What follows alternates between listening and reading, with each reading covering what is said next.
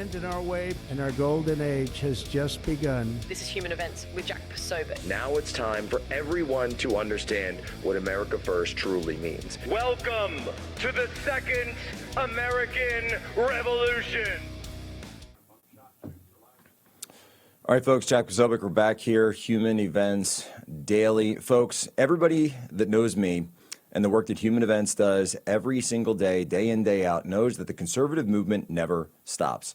And the fuel that keeps me going, keeps the show going, keeps the work going is Blackout Coffee. For years, Blackout has been my coffee of choice, and I know so many of you were wanting to get in on the action as well. Just tweeted out, pin this up, blackoutcoffee.com/POZO. It's across all my social medias. You can get in there because let me tell you something. This isn't just coffee. It's America in a cup. Founded on Christian values, rooted in family, built on the belief that hardworking Americans deserve better than the corporate swill that you get out there. Blackout Coffee, it's a family business, and they roast every single batch right here in the US of A. Two roasts you got to try. The Morning Reaper, don't fear the Reaper. A smooth medium roast. It kicks off your day with no bitterness. And for the dark roast lovers, if you want to go dark, you want to go on the dark side, take a walk on the dark side, Brutal Awakening. This thing is deep flavor, dark roast, keeps you sharp and alert. Perfect for friends, for family, around the holidays, which are coming up. We got Halloween, we got Thanksgiving, we got Christmas, we got New Year's, we got the gauntlet. The best gatherings start with the best coffee. So here's the deal. Go to blackoutcoffee.com/POZO and use promo code POZO for 20% off your first order. That's blackoutcoffee.com/POZO. Support a company that shares your values, supports American jobs, and fuels your freedom. One strong cup at a time. All right, folks. So as we're talking about all this, we're digging into Arctic frost, these new revelations that have come out. The J6ers were so unfairly targeted and persecuted for everything that they did and everything they went through over the 4 years. Now we're finding that Jack Smith, who ran this entire thing like a communist-style Stasi operation, was doing the same thing to patriots all across the country, including, by the way, my friend Tyler Boyer, which we just broke the story that his name was, of course, on the Arctic frost list. I wanted to get on someone who knows all too well the power of the federal government and what they can do and how they can unduly do it. His name is Brandon Straka, and you know him, of course, from the great WalkAway campaign, but now we also know him as a man who has been a political dissident. Brandon, how are you, my friend? See you, Jack. Thanks for having me. Well, I just have to ask, man, after everything you've gone through, do you feel at all a sense of vindication, at least knowing that, the truth is finally coming out?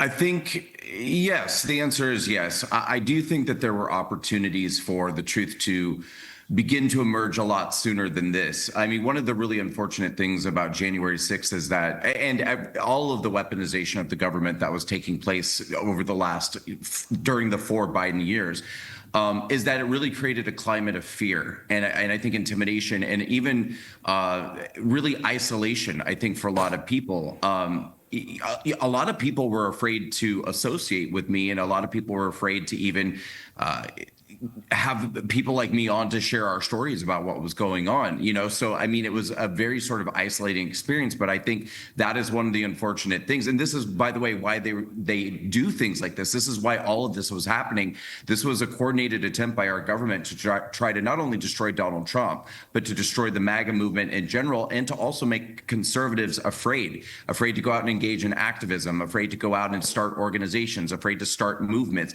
and afraid to associate with one another. And it goes far beyond just, charging people with crimes.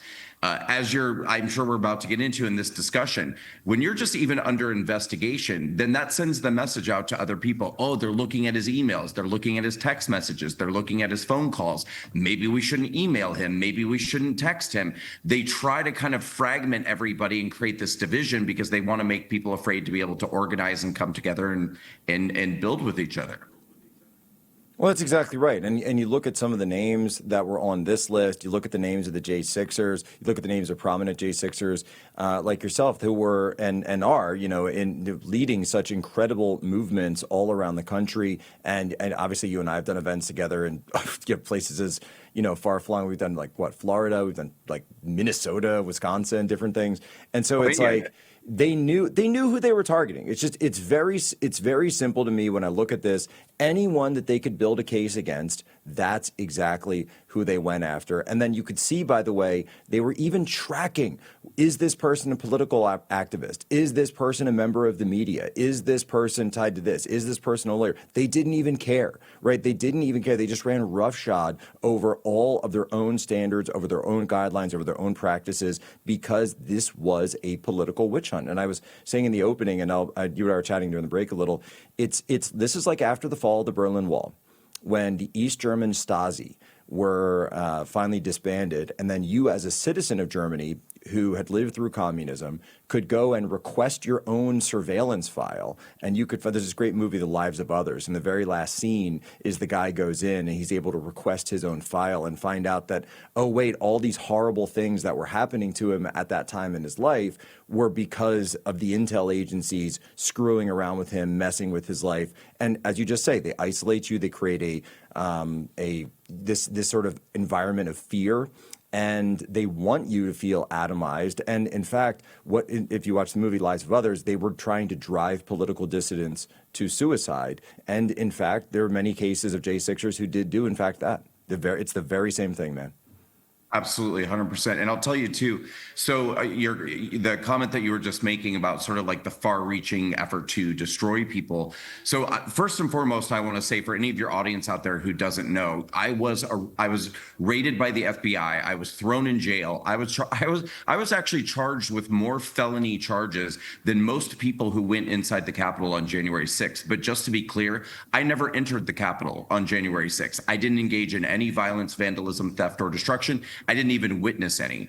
I maintain I did not break the law on January 6th. I stood outside the building for 8 minutes shooting a video.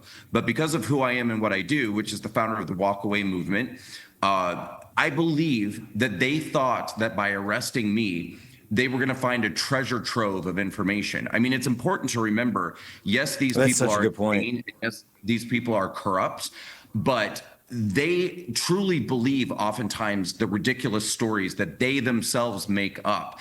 And so by arresting me and charging me with all of these things, they were able to come into my apartment, take my computer, my hard drives, my thumb drives, my phone, go through my emails, go through all of my stuff. And then it was a condition for every person who was charged with January 6th, if you were going to take a plea deal, which again, I was stacked with felony charges, I knew I was going to take a misdemeanor plea deal. You have to sit down and interview with the government to be able to get a plea deal. So I sat down and interviewed with the government, and my entire interview was them. They had a list of names of conservative activists and personalities, and it was just the most ridiculous questions. How do you know this person? What do they do? Are you friends with this person? Or are you just acquaintances with this person? I'm sure your name was probably on the list. I don't really remember anymore. It was 4 years ago, but it was absolutely. Oh, my name is on a lot of lists. I have no doubt. But yeah, no, I mean, it was absolutely. No, actually, I could just tell you that I know that my name was on a number of lists when people were in those situations, because I was definitely someone they were looking at for J6. Yeah. Well, it was anybody who questioned the 2020 election. It was anybody who was leading a powerful and influential movement. It was anybody who was doing influential activism work. Those are the people that were absolutely at the top of their hit list. And, by coming after me, I believe that they thought that they were going to get a treasure trove of information. Of course, there wasn't any, because there was no plan to attack the Capitol. There was no plan to try to overthrow the government. But by being arrested for January 6th, they also used this as an excuse to permanently ban the WalkAway campaign from social media, and to ban us from banks and payment processors and email services and things like that. But to that point, I actually just won a legal battle against Facebook. So we're actually getting the WalkAway campaign back on Facebook. So, oh, congratulations! That's huge. That's huge. And I know that Robbie Starbuck is over there, and hopefully, hopefully able to do some good for conservatives who have been so wrongly treated by these platforms. I know that Charlie, when he was still with us, that one of the and people obviously saw this, but one of the things that he was trying to do was engage with Mark Zuckerberg directly and talk about that and say, look, okay, you're here at the inauguration when Trump got inaugurated, and you're here and you put some money in, fine. But when are you going to start bringing people back that you have banned? And that's something that Charlie even took up, obviously for Turning Point, but also just for everybody else too. Yeah, and I'm glad to hear that, because we do need to be doing a lot more, I think, at this point. When President Trump got reelected and we saw a lot of the big tech giants there at the inauguration, and I like seeing that there could potentially be a change in the culture, and that, more of an embrace of conservatives being able to feel free on social media.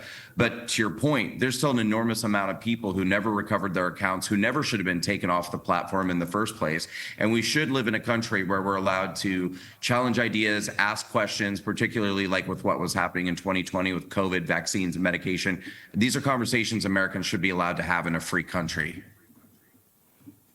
No, it's as simple as that. And so, you're in, which by the way, that was the entire and has always been your entire message, to say, I do a show that's, predominantly for conservatives, but you weren't talking to conservatives. You were talking to people who were liberals, who were leftists, who were members of the Democrat Party, to say, hey, I was one of you, and I kind of woke up, and let's have a conversation about whether or not this stuff is working. That's always what you've been about. So what did they do? They shut down your ability to talk to those people because you were so effective. Yeah, and the thing too, that what makes me want to rip my hair out is that it's like somehow through the narrative of who I am, if you're to read, Wikipedia or the left-wing media or anything after January 6th, you would believe that I'm like one of the most crazed anarchists, far right. The thing is, I was always one of the most moderate people in the conservative. No, you've always talked about. Hold on, Brad, we've got a quick break. We'll come right back because I want to get into what you're up to now. By the way, check out Grokpedia, because I've been looking into that a little bit. It's pretty good. I got to say, it's pretty good. Right back, Jack Posobiec.